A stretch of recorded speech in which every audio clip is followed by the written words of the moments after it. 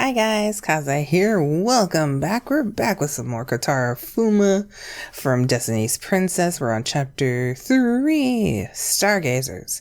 Anyway, let's get going. Oh, and before we start, if you guys enjoy the video, make sure to give it a like and subscribe to the channel if you haven't already. Oh, and of course, if you enjoy the games, please consider buying it in order to support the creators and to let them know that we're totally interested in more of their Otome games. So please translate better in this case. But anyway, let's go. Rokaku? That's right, my princess. The Rokaku clan. What a weird name. Were they our enemies? Yep, they were our sworn enemies. Then again, that was roughly 100 years ago. We can live peacefully now because our ancestors had defeated them. Then we don't have to fight them anymore? I wonder. Even if a war starts, I'll protect Kaze. Don't worry. How reliable. A dream? It was a dream of my real father and brother. We've been told about the history of our arch enemy. It's been a long time. Even though it had only been a few years ago, it felt like an eternity ago. Just like I thought. I can't remember their faces or their names. Even in my dreams, I couldn't remember anything about my real father and brother. I couldn't even recognize the voices I had heard in my dream after I'd woken up. The only thing I faintly remembered was the conversation we had had. But why did I see that dream? I absently heard a bird singing outside. There was no one who could answer my question. Bum, bum, bum. Oh, it was like a little mini opening. Interesting. It had been peaceful for a while. As always, Kotaro came to visit me morning and night. We started talking a little bit. Sometimes he'd make an excuse that it was to bring me a present. He gave me pretty gemstones. Where do you find all these gemstones? In the mountains and rivers. I've gone to those places before, but I've never seen anything like these. As always, Kotaro put his hand behind his head, rocking his body, and smiled. Those things only show themselves to people who are hunting for treasure. You haven't found them because you never looked for them. Oh, was that really true? After he'd said it, I thought it might be. In these past few days, Kotaro and I have become closer to each other. I thanked him for the jewels and gave him flowers. He accompanied me to pick the flowers outside the castle walls. Well, right outside of them. We'd spent our days like that, and after a few days had passed us by, I thought I heard her voice while I was half asleep. Well then, princess, I'm going. Don't get too lonely without me. Going? Where was he going? See ya. What should I do? Should I keep sleeping? Now, I want to say something. Where are you going? Kotaro, where in the world was he going? I wanted to call out to him, but I was too sleepy. Then how does this make him happy? I don't know. After that. Good morning, princess. Huh? I tilted my head as I rubbed my eyes. What's wrong? Nothing. I think I overslept. Recently, Kotaro had woken me up every day, and it had been a while since the maid had done it. Now that you bring it up, you've been waking up early recently. Yeah. I was worried about the words Kotaro had said in my daze. I was sure it was just a dream, though. Say, did something happen while I was asleep? No, nothing in particular. Oh, but now that you mention it, I heard that the Fuma Squadron went out on a skirmish. Just them? Yes, at a very early time at that. They were preparing for a long trip or something. Oh. It was only Fuma Squadron, so they had been scouting something. Maybe the voice I heard really was Kotaro's. Well then, princess, I'm going. Don't get too lonely without me.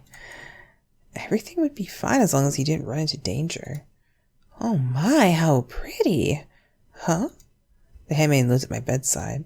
Oh, there's a small stone the color of fresh leaves sitting there. Kotaro had come here. If he had come, he should have woken me up. It's truly pretty. I took the stone and rolled it around in the palm of my hand. Who gave this to you? It's a secret. I giggled. Can you get me that box? The handmaiden gave me a pretty paper box, and I gently put the stone inside. It was fun seeing the precious stones Kotaro had brought me pile up. Oh, so you don't know where Kotaro went either, Yukimura? On the contrary, I didn't even know there was a skirmish in the first place. I visited Yukimura in the courtyard, and he stopped his training to talk to me. Recently, he'd been using the courtyard to train all the soldiers. Then, whose orders were they? Father's? Well, I'm sure, but it wasn't me. Before I knew it, Nobunaga was sitting next to me. Nobunaga appears out of nowhere all the time, doesn't he? The other vassals panicked and bowed down on the floor. Well, it's fine, boys. Keep practicing. Nobunaga waved his hand at them in a troublesome manner. It's rare to see you here, father. I was bored and came to watch. If you have that much free time, why don't you return as Supreme Commander? Yukimura fixated his glare on Nobunaga. The man bent his body and began to make a fuss. Oh, it hurts. Oh, the cut in my shoulder. It's aching. Why am I reaching for my back? I have no idea. By the way, the thing you were just talking about? An instant, Nobunaga turned his face to Norman and pointed with his folding fan. If someone had ordered Kotaro to go out, it must have been Hanabe. He asked me if he could use Fuma's squadron as he wished. It sounded like Hanabe had a plan to nip the demons in the bud. Nip them in the bud? Yukimura frowned. Then Kotaro and the others went to... Yeah, if he had gone through with it, they're probably at the demon's nest. Then, right now Kotaro was... My chest hurt. I knew Kotaro was here for that reason. However, when he showed up in front of me, he acted like a detestable little boy. You seem awfully worried about Kotaro, princess.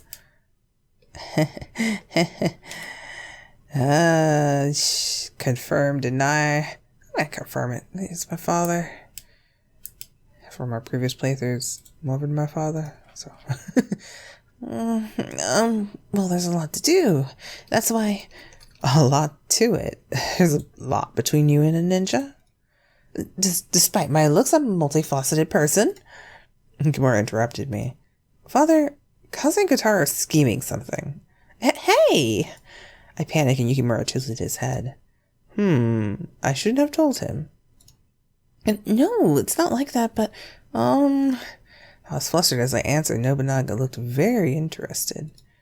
Oh, what kind of scheme? Apparently Kaze's having him investigate something that has to do with the demons.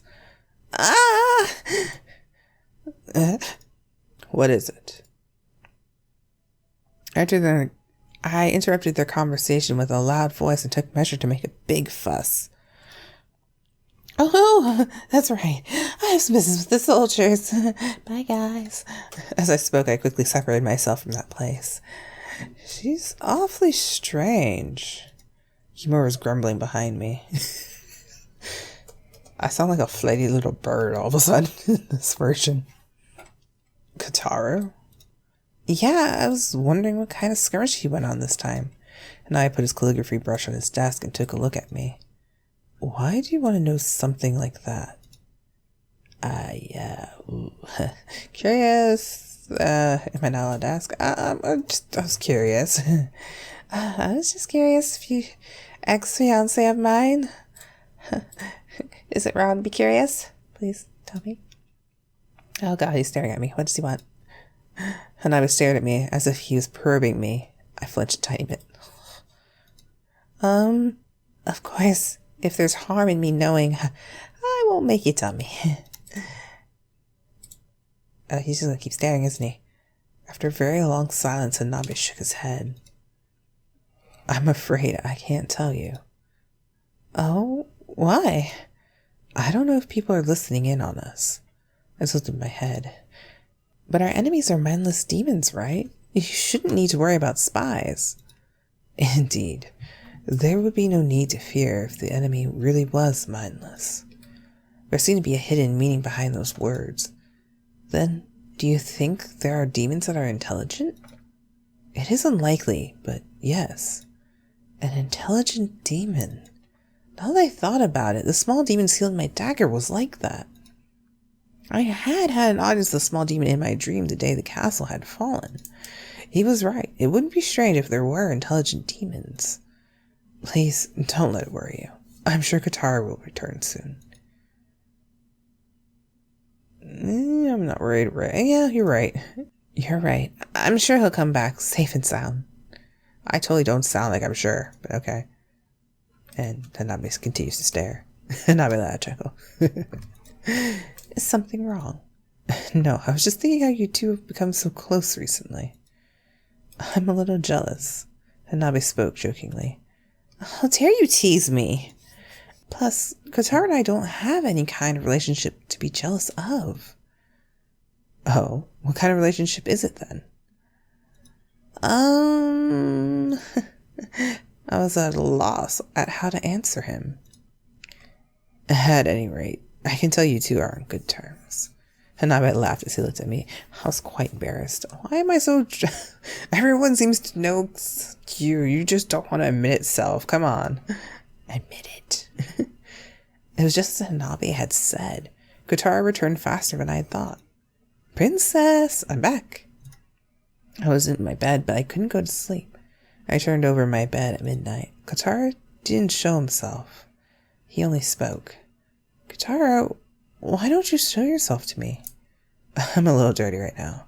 I did just get back after all. There's no way I could enter your room all dirty, right? Then where are you right now? I'm in the attic. I'm going to go to the roof of the veranda to look at the moon. Care to join me? How can I? I left you a ladder. I'll see you in the courtyard. Where'd you leave the ladder? A ladder? Wait, Kotaro! I yelled at Kotaro, but he already disappeared. That jerk, he didn't even wait for my answer. Even though I'd said that, I was worried about him and wanted to see his face. Oh! I grumbled, but I put on some light clothing. I went out to the courtyard, and there was a ladder on the eaves, just like Kotaro had said. I climbed up and saw Kotaro sprout out on the roof. He then got up. Oh, if it isn't the princess. I didn't think you'd actually come. You're the one who told me to. Kotaro casually grabbed my hand, and I climbed onto the roof. You're not scared? I'm fine. I'm used to high places because I used to climb trees. Tree climbing? I did when I was a kid. I stopped doing it recently because my wedding was close. Recently. How old am I? I thought I was 16, but I feel like 12. I was still climbing trees. Oh, I was going to get married, so I had to act more like a woman. You did it until recently, huh? Yeah? Is that bad? No, it's not. But it sure is rare for a princess to do that. After looking around, I sat next to Kotaro, who had been smiling. He once again sprawled himself out onto the roof. I took the precious stone. Thank you for it. It looked like a fresh leaf. It was a beautiful color. Right? When I found it, I thought of giving it to you. It's depressing having to get stuck in the castle all the time. How was the skirmish? I'm glad you're safe. What? We just wanted to scout out a place. It wasn't exciting. Kotaro smiled, clearly. Huh? What's that smell? Suddenly something caught my nose. I started to frown. Smell? Yeah. Yeah. It smells metallic. I think that's what you call blood. I panicked and looked at Kotaro. Wait, Kotaro, you're hurt, aren't you? No? But this is the smell of blood, isn't it? It's coming from you. Yeah. Kotaro smiled from the tip of his nose. I told you I couldn't enter your room because I was dirty, didn't I? It's the blood from my foe. Where? His smile was different. His smile shined in the moonlight and had a tinge of cruelty in it. I didn't know who he was. He was like a different person than the innocent boy who would visit me and give me stones. Are you scared? Before I knew, Kotaro was staring at me. I smiled, but the light in his eyes looked like they were probing me. No, kind of technically a little, but you are a ninja, so no, I'm not really afraid of you. Right? No. I shook my head. You're protecting our nation. There's no way I'd be scared. But still, if our employer died, we wouldn't have a means to survive. You're doing it for money? What if I am? I wouldn't mind if you did. In the end, you're protecting our nation. I was right, the majority of them wouldn't forgive my wish. I had borrowed the power of this dagger and separated these men from their homes. They had been given false memories and were tied to a far-off land where they knew no one. Are you sure you can trust the traitor so easily? You're not a traitor. Oh, assertive. I didn't know you had so much faith in me. Kotaro teased me. I wanted to tell him he was wrong. I had just known that Kotaro wasn't a traitor, but I couldn't tell him. There's no way I could. Princess, what is it? As he was indulged in reverie, he answered partially unintentionally. I'm glad I came here. Huh? I was puzzled for a moment. I came here. I thought he meant he was glad he had come to this world. No, that wasn't right. He meant to this country. I wanted to ask him, and turned my head. At once Kotaro's face was close to mine. Hey, Kotaro. I wanted to ask him and turned my head at once, but Kotaro's face was so close to mine. Our lips could have touched if he had come any closer. I don't know what Lord Nobunaga's thinking, but I have a feeling that he's an amazing person. Mr. Tejas, Hanbei listens to our opinions. Masamune is unsociable, but he made me some great food, and we had fun drinking together, too. The prince is a good person, and the princess is cute. His sigh crossed my lips. I couldn't even tremble in fear. I continued to listen to Kotaro. Should I have leaned back? But I regret it if I did. Regret? Why would I feel regret? His clear eyes. In front of me, Kotaro's eyes were illuminated in the moonlight. They looked like the pretty jewels he had given me. He didn't say a word. It was like time had stopped. Then, huh? All of a sudden, Kotaro disappeared. A long wave of tiles was spread out in Kotaro's place. Kotaro? I'm over here. His voice came from the courtyard. I looked down and he was smiling at me. You should go back to your room soon. I'll escort you. Kotaro held his hand out to me. You're right. For some reason, I didn't feel satisfied. I put my hand on the ladder. Turn the other way. I yelled at Kotaro, who had been grinning. We were in danger. If someone saw us, we would be in all sorts of trouble. See ya, princess. Good night. Yeah, see you tomorrow. Just as I returned to my room, I naturally let out a sigh. I unintentionally touched my lips. I thought we were going to kiss. What would have happened if our lips had pressed against each other back there? Could I have gotten mad or angry at him?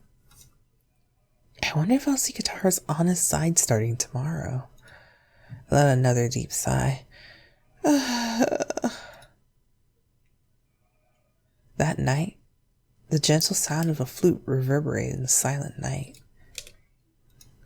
The clear sound was especially beautiful tonight, and it was like the sound was shining like a crystal. It's pretty. As I dozed off, I remember Kotaro stargazing at the entire sky in my dream. It was an interesting one. I liked it. Let's see, we got 50%.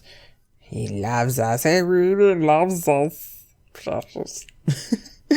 Alright, anyway. That was actually pretty good. Anyway, I enjoyed it. Well, I'll see you guys on the next episode, episode 4. Yeah, episode 4. I forgot the number.